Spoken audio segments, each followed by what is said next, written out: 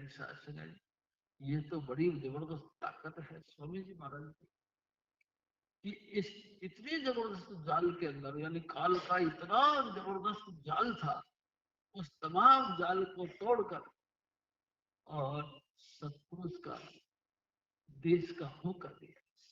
हजूर स्वामी जी महाराज ने उस देश का संदेश दिया, और संदेश ही संदेश नहीं दिया, स्वामी जी महाराज खुद ने उसके साथ अंतर में प्रकट होकर के उनको रास्ता दिखा के अपने साथ लेके चले, ऐसा बात। तो स्वामी जी सबसे बड़े हुए, यानी संजय जी, हजूर स्वामी जी महाराज फिर और फरमाते, नवा कमल है 10 में द्वारे, पार ब्रह्म जहाँ बसे निरारे, महासोन में कमल चिंता, कमल दशम का महाव्रतंता।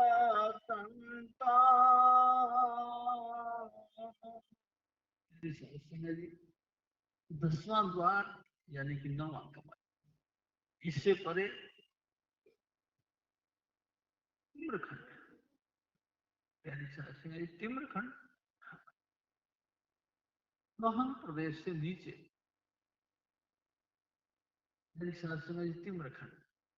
एक दिन स्वामी जी महाराज ने कहा कि जब रूह अंदर जाती है तो वहां पे 10वें द्वार को पार करने के बाद, यानी कि एक ऐसा तालाब है जिसमें प्रवेश करते ही हमारी 9 इंद्रियां, यानी साधना जी पूरा शरीर, तीनों गुण, 2500 प्रकृति, उसमें पानी में डूब के डुबकी लगाते हैं तो सब उतर, सब खत्म हो जाता है, और निरोल आत्मा यानी प्रकाश रूप परमात्मा का अंश वही निकल के पार आता। प्यारी सास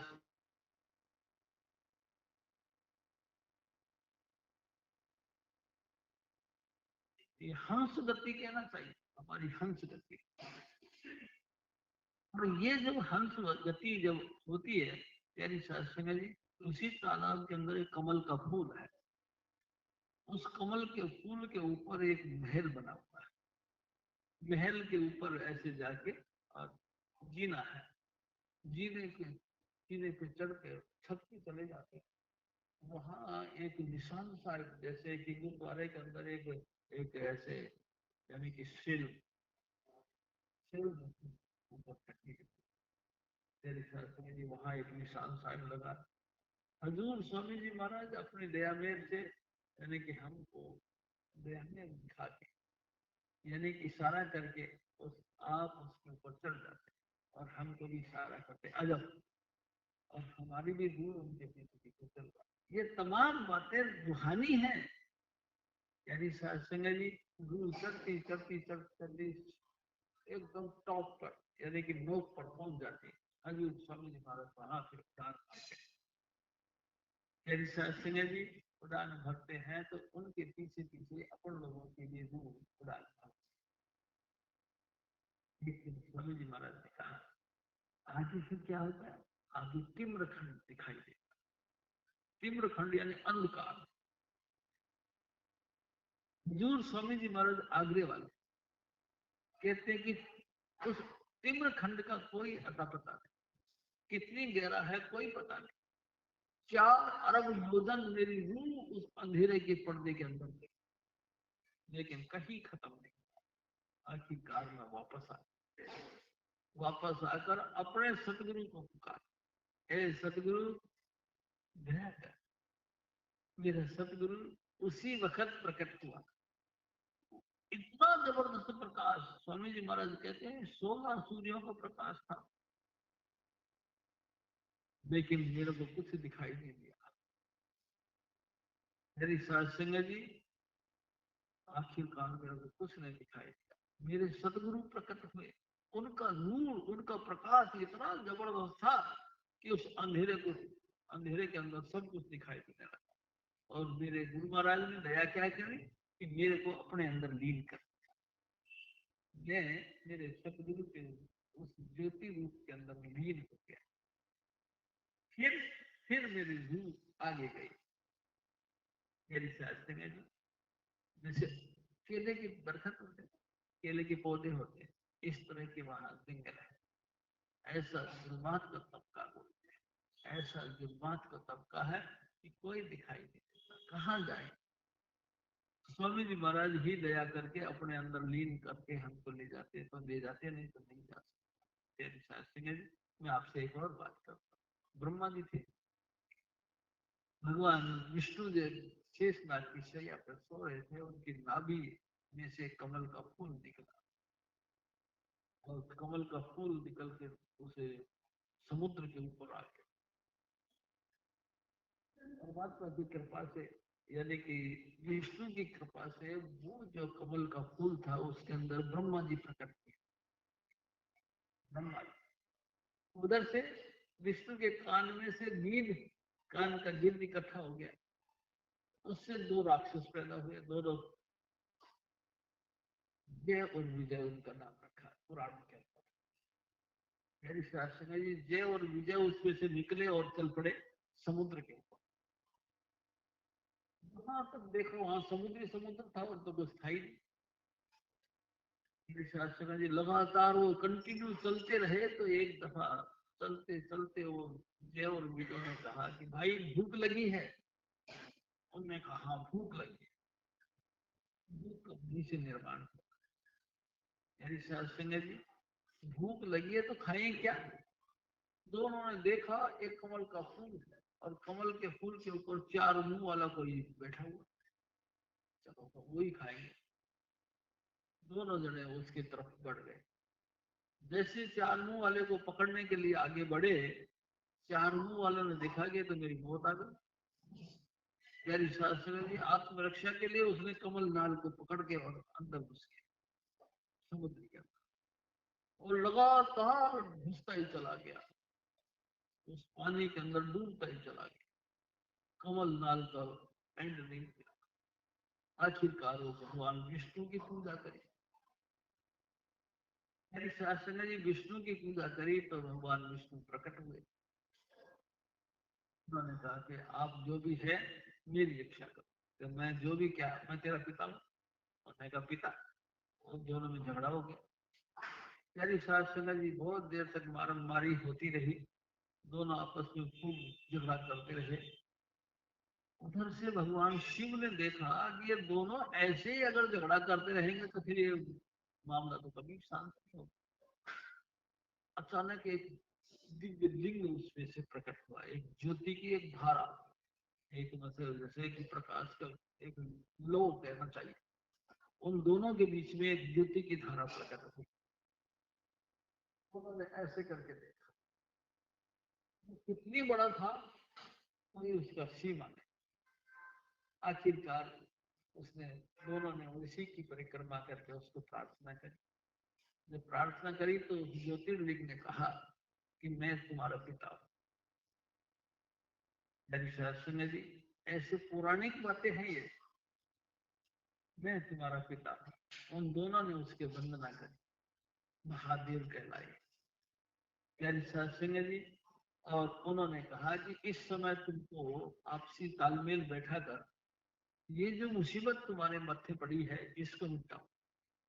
दोनों ने मिलके, भगवान ब्रह्मा जी तो साइड में बैठ गए और विष्णु जी ने अपने गदा लेकर के उसके साथ युद्ध किया। उन दोनों को गदाओं से मार मार के बेहोश किया, लेकिन वो बेहोश हुए। जितनी देर तक भी लड़ाई होती रही वो चेतनता के साथ रहे। नींद नहीं आती थी, बल्कि झपकती नहीं थी, सुस्ती थी नहीं। जब सुस्ती नहीं तो आदमी थकेगा भी नहीं।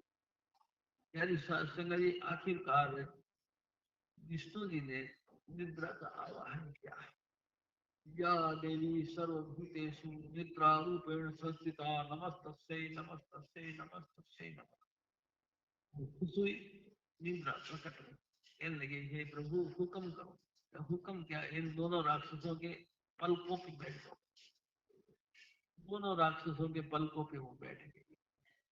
जैसे निद्रा आई, आलस आया, उबासी लेने लगे। झट से मौके का साथ में विष्णु जी ने उन दोनों को लेके अपने यहाँ पे रखे, से मार मार के और जब खत्म करने लगे, तब उन दोनों ने कहा कि हे प्रभु, हमारी गलती क्या है? हम तो आपके बेटे हैं, आपके खून से, आपके शरीर से और प्रकट हुए हैं, हमको क्यों सजा दी जा रही? मेहरबानी करके हमको अपने चरणों का सहारा दो और अपने यहीं पे हमको निवास स्थान दो।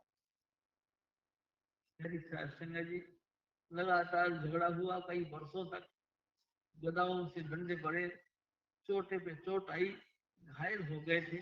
तो उन्होंने कहा कि देखो, बेशक हमने तुमको कितना भी मारा, लेकिन तुमने भी तो मेरे को बहुत मारा।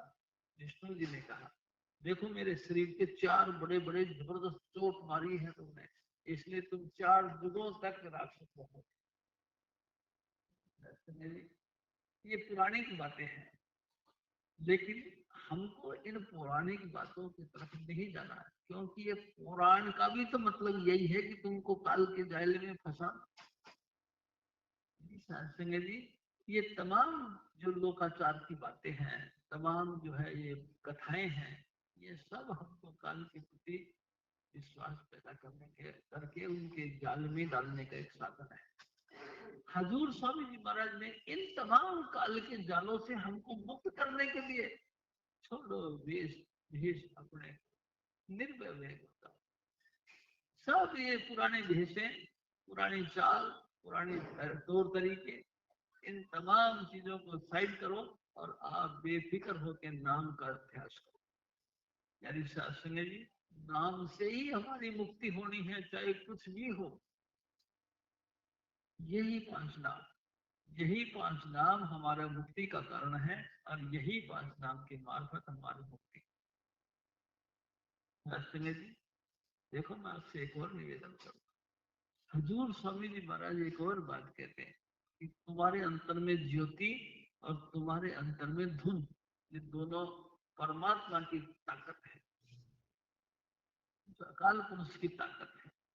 यही तुम इसी के रूप हो, इस शब्द धुन के और इस ज्योति के रूप हो।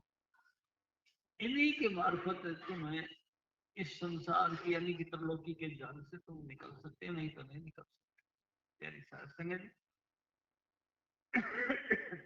सतगुरु जब नाम देते हैं तो सबसे पहले प्रकाश स्वरूप परमात्मा और गुणात्मक परमात्मा के साथ जोड़ते हैं।